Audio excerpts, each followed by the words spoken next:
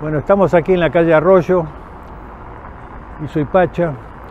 Atrás mío está la plaza que simboliza donde estaba la Embajada de Israel. Aquí a 60 metros está el departamento del tercer piso de Arroyo al 869, donde vivía Alfredo Espósito, que era el asesor económico del Marqués Guglielmi y socio del estudio de Álvaro Sogaray por 50 años. Siempre recuerdo que Alfredo Espósito me dijo que un día antes del atentado le habían recomendado, Guglielmi, que se alejara del balcón.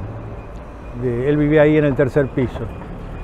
Y tiempo después, en una cena, creo que fue a almuerzo con la mujer y él, la mujer me dijo que no solamente no se acercaron al balcón, sino que cerraron las cortinas y apoyaron colchones. Entonces, cuando me dijo eso, yo le dije, quiere decir que ustedes sabían lo que iba a pasar, porque en colchones, porque... Y la famosa seña que hacían siempre, ¿no? Como diciendo, formaba parte del trabajo de ellos, saber que cometían crímenes y atentados continuamente. Yo no sé, hay que vivir con 30 y pico de muertos o más, no sé cuántos fueron acá y todo lo que sucedieron después.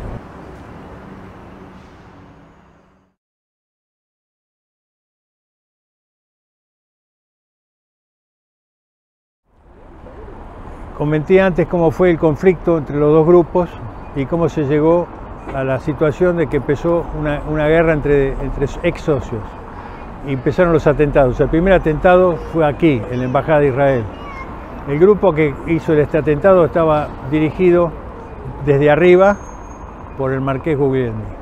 Debajo de él estaba el capitán Peroni, del Consulado de Italia. Y la rama argentina estaba, el jefe máximo era Henry Rodríguez Larreta padre. Al lado de él, Camillón, que después fue ministro de Defensa. Luego estaba Jorge Baeza, periodista de Clarín, y Frigerio y otros más. Bueno, nos encontramos en la Plaza Nuestra Señora de las Victorias, aquí a mi espalda el Teatro Coliseo, rodeando el Teatro Coliseo parte de la Embajada de Italia y el Consulado de Italia. Es entre la calle Marcelo T. de Alvear, Paraguay, Libertad y Cerrito. Quiero dar un detalle, corte definitivo al tema de por qué se hizo el atentado contra la Embajada de Israel. El negocio de la venta de armas tuvo su apogeo para esta gente entre 1979 y 1989, que fue la guerra Irán-Irak. Una fuente inagotable de recursos para pagar armas. Después, la revolución sandinista, 1979-1990, con los grandes recursos del sistema norteamericano ideado por el gobierno de Ronald Reagan de Irán-Contras. A partir del 91 comienza la desintegración de Yugoslavia y ahí ya no era necesaria la Argentina, no era necesario el certificado de venta de armas, ya la gente de Israel se separa definitivamente del grupo argentino, aunque la Argentina seguía vendiéndole armas, porque yo lo puedo decir como argentino-croata, y esta información la obtuve de mi amiga Yerka, perteneciente a la nobleza croata, yo descendiente de partisano, amiga de una nobleza, pero bueno, la Argentina es así.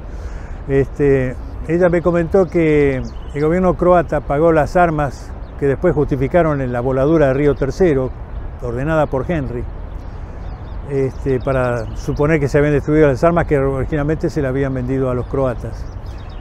Croacia pagó 1.500 kilos en un primer pago de oro, son 50.000 onzas de oro. Esas onzas le fueron entregadas a Henry y Henry se la entregó al Marqués Guglielmi. Esas onzas fueron llevadas por un container diplomático, o sea que no se puede abrir, al Vaticano. Y están junto con los demás pagos en oro que recibieron por las armas y los servicios prestados por el ejército argentino, están todos en el Vaticano. ¿Cómo cobraron los argentinos estos trabajos? Trabajaron por dinero que le mandaban las empresas de Techín, que eran del Vaticano, del Marqués. Tanto Techín como Siderca como Usiminas desembolsaban los dólares, porque los argentinos oro no cobraron ninguno.